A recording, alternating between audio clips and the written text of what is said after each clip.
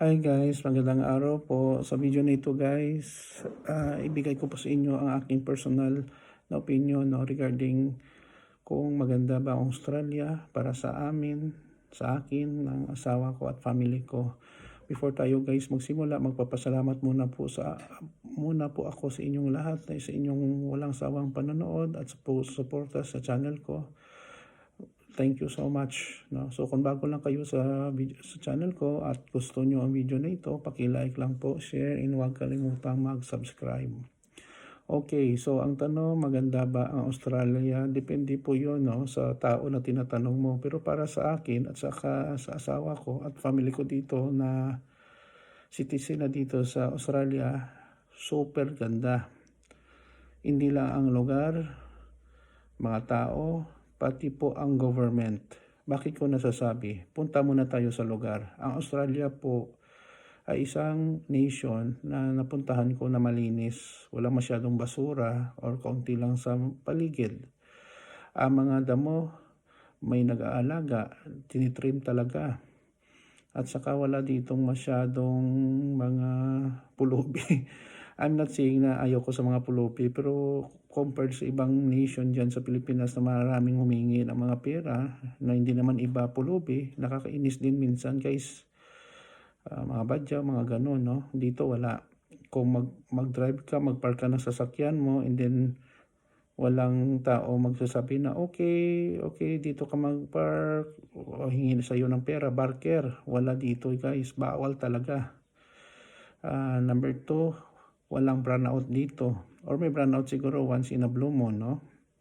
Number 3, ang government guys nagbibigay ng mga support sa mga kanilang mga tao, no? Especially na wala ng trabaho para may pension for several months until such time ang tao makapaghanap ng trabaho. Sa mga minor na mga bata, meron silang binibigay na parang tulong, parang gift check. Pwede mo mabili every 2 weeks yata, makabili ng damit, school supplies, kung ano. Hindi siya pera kasi baka gagamitin sa hindi nakalaan, na maganda. At saka dito guys, nakasakay kami ng isang tram, parang isang katulad ng train. Basta within the city lang po, libre, walang bayad. Ang mga bata, pumunta sa zoo, basta minor pa, walang bayad din. Kahit private or government zoo, walang bayad. Ang mga palikuran dito, tawag pala dito ng mga palikuran, kung sa atin, comfort room or CR, dito pala, o restroom, dito pala tinatawag nila na, toilets. Malinis, walang baho, mayroon talagang mga sabon, tissue. Kahit sa out of town kami, mag-stop kami para call of nature, may mga tissue talaga. Walang magnanakaw na ninanakaw ang inodoro, sinisira ang comfort room. Wala dito. Wala din vandalism sa mga ganun na mga lugar. At saka may tubig. Okay. Ang electricity dito, mura, gasolina, pagkain. Basta wag mo lang i-convert sa Philippine peso, mura po siya. At saka parang dito the value family. Nagsa-start ang trabaho 8 to 8:30, by 4 p.m. karamihan na, stop na. Uwi na agad sa bahay. At saka dito they have laws sa Australia na hindi ka pwede mag-contact sa iyong mga empleyado Saturday or Sunday kasi pahinga nila yon, violation yon. So the government values spending quality time with your family and friends. At saka dito marami ding mga trabaho. Ang problema lang, dapat permanent resident ka or PR or citizen, para makapagtrabaho ka. So yun lang po, or you need sponsorship para tatanggapin ka sa trabaho. Pero marami ditong trabaho, any field, IT, hospitality management, business, accountancy. At saka ano pa ba, ang mga place magaganda, tignan, malilinis.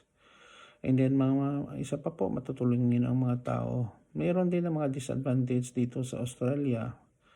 Pero those disadvantage po para sa akin, parang hindi din disadvantage. Depende talaga sa iyong perception sa Australia po. At saka dito may mga sale sila. So kung mga sale, mura talaga, no? At marami din ditong Pilipino, no?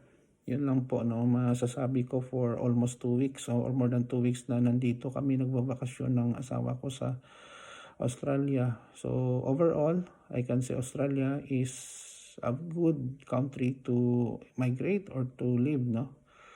So depende sa inyo, no, kung saan gusto nyo. Pero sa akin naman, nakikita ko Australia maganda. Slow pace of life, very simple. Yun ang gusto ko talaga eh.